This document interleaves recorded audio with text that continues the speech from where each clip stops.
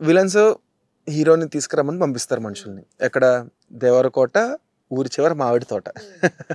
అయితే అక్కడ కూడా మనోడు ఊరికి వచ్చిన తర్వాత కూడా సైకిల్ వదలడు కదా. అక్కడ అంటే ఈ మూవీలో ఇప్పుడు ఈ చెప్పే సీన్ గురించి జనరల్ గా హీరోకి ఒక ఇంట్రో ఉంటది. అవును. మరి ఈ మూవీలో మహేష్ బాబు ఎప్పుడు ఎంట్రీ ఇచ్చినా ఒక ఇంట్రో లానే ఉంటది. ఎగ్జాక్ట్లీ. ఇప్పుడు కూడా సైకిల్ దొక్కుంటూ వస్తుంటే బాడీ పక్కనేమో బాడీ బిల్డర్స్ రౌడీలు వాళ్ళ బాడీ మొత్తం మజిల్స్ తో ఉండి వాళ్ళు పరిగెడుతుంటే వాడు దొక్కుతూ వస్తాడు. అది చూడడానికి ఎలా ఉంటది అంటే తనకి సెక్యూరిటీలా ఉంటది యాక్చువల్గా. వచ్చి కూర్చుంటాడు, సమ్ డిస్కషన్ జరుగుతుంది. ఊరికి ఎందుకు నువ్వు చేస్తున్నావు, మంచి పనులు చేయొద్దు అని చెప్పి ధమ్కి ఇస్తారు. ధమ్కి ఇస్తే మనోడు డైలాగ్ చాలా బాగుంటుంది అక్కడ.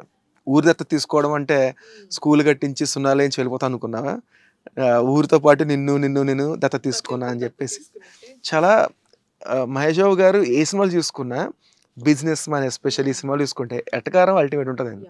గమనించావా? గోదావరి స్లాంగ్ ఎట్టకారం టూ మచ్ యూజ్ చేస్తాడని తెలిసిపోతుంది. ఈ డైలాగ్ వాడిన తర్వాత ఫైట్ అవుతుంది. ఫైట్ అయిన తర్వాత మళ్ళీ ఈయన కొడతాడు డైలాగ్.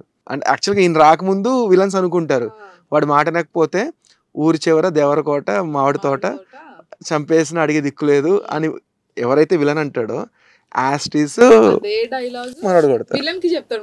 అది ఢిల్లీ కాబట్టి మాటలు సరిపెట్టాను, అది ఇక్కడైతే చంపి పాతేసిన మామిడి తోట దిక్కు కూడా లేదన్న. మంచి స్టైలిష్ వార్నింగ్ అది.